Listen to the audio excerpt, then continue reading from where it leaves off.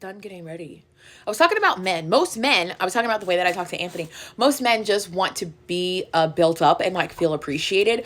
But it's like, I'm not typically that person. But with Anthony, for me, it just comes naturally. And I think because we've grown up together and I know him so well, like, I don't think there's anything that he loves more in life than knowing that I'm like proud of him or happy with him or like pleased with him. So I try to be and again, I don't think I'm not like, "Oh my gosh, he just made this meat, let me give him 5 minutes of praise."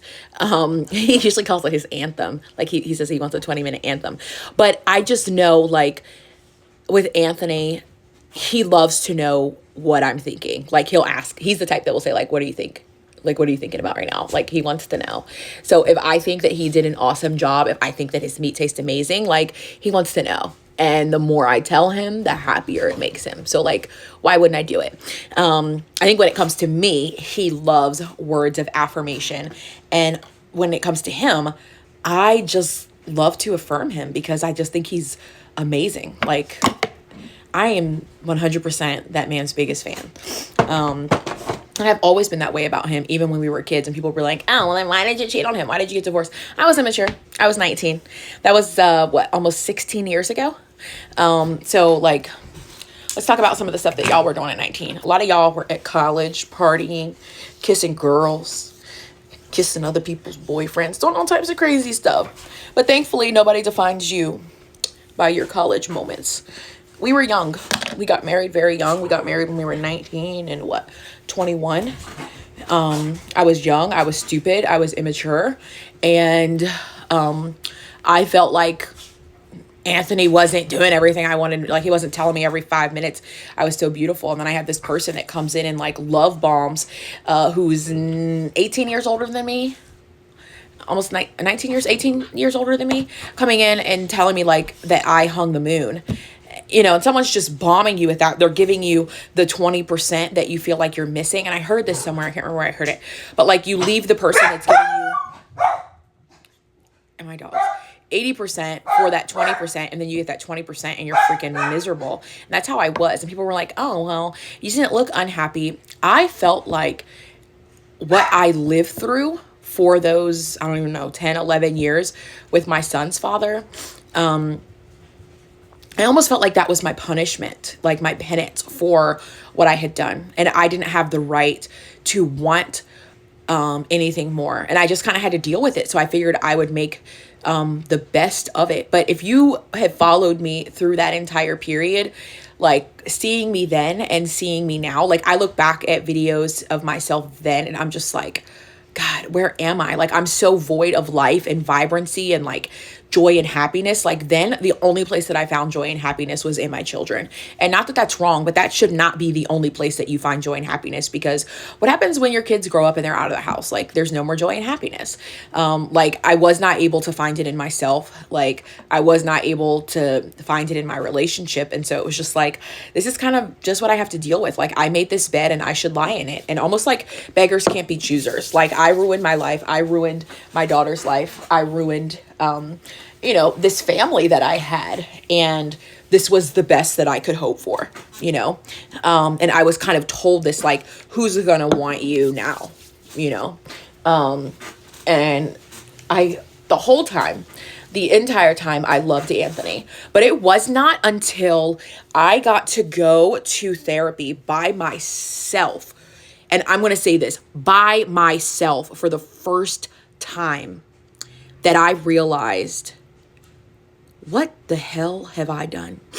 Every other time I had gone to therapy, it was always this couples therapy. And I was like trotted around as this broken girl, this like horrible wife. I was never a bad mother. I was never a bad mother until I filed for divorce. But I was a horrible wife. And I was a horrible wife because I wouldn't give passwords to my phone. I wouldn't give the password to my email, my Instagram, my Facebook, all these things. And one of the reasons why I didn't do it is because when he would get access to those things, and this is so irritating. And like Anthony, it's crazy because Anthony and I gave that stuff to him. He doesn't want it. He don't go in and check it. I have his.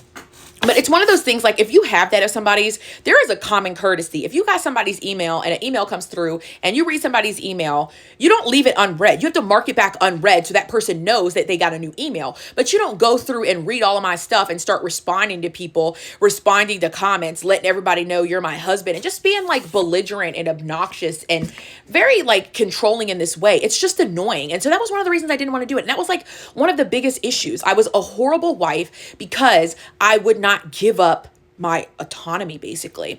And the only time I was a good wife was when I had no autonomy, which was during my sickness. Someone mentioned this, like, oh, well, you know, he was taking care of you when you were sick. I don't want to talk about it because I don't want to cry. The reason I don't want to cry, and the reason that I cry, is because when I actually realized what was going on, it, for me, was kind of heartbreaking.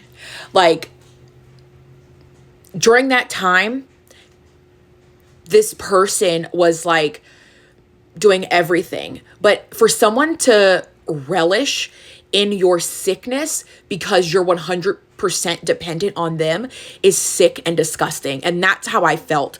Like, this person did not want to see me get better. They wanted to keep me sick. They wanted me to continue to do things that would put me in a position where I was not capable of taking care of myself. And it was just like, you know, I was relying on them to drive me everywhere. I couldn't drive because I was on so many narcotics for breast pain.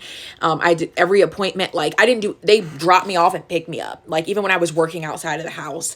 And, this person just loved it. Like, that's when I was the best wife ever because I couldn't do anything else. And then when I would be on narcotics, like after I would come home from a surgery, or if they were putting me on a new medication and I was like sedated and out of it, I would be taken advantage of during those moments of like, oh, let's go live and sing worship songs for 30 minutes or an hour. And like, once I would not be high anymore on medication or anesthesia, I would go back over my Instagram like, what the F is this bull crap? Like, this is the creepiest thing I've ever seen in my entire life. Like, you literally are letting me sit here with drains and the blood bucket thingies. Like, who does that?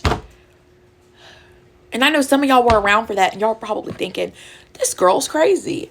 I wasn't sober. I was high on anesthesia or on narcotics. Yeah. And like, I would remember stuff afterwards. Like, I would remember being like tricked into giving my computer password, or like just stuff like, it's just like, oh, I just hated that so much. Like, this man paid someone, and no disrespect to the person that did it, she's a great, but he took a picture from when I was in the hospital, like one of the lowest moments, and blew it up like bigger than a poster. It was like the size of half of my wall. I'm like sitting in a wheelchair, and he wanted to put it on our bedroom wall or a living room wall. I'm just like, why? There's no other picture. It has to be a picture of me when I am at my sickest, my most vulnerable, and my lowest point. I don't even know how I got here talking about this, but I was just so disgusted by that. Just so disgusted. I'm not the same person. I am the best version of me now. And I feel like 5 years from now, I should be able to say the same thing. At that time, I was ashamed. Like, nobody knew the true story. I would try to just be like, oh yeah, we met at work, which is true, but it's only partially true, you know? Only partially true. But I know I have Vaseline here. I know baby Anthony did something with it. But yeah, that's it for today. I think I'm getting a little cold.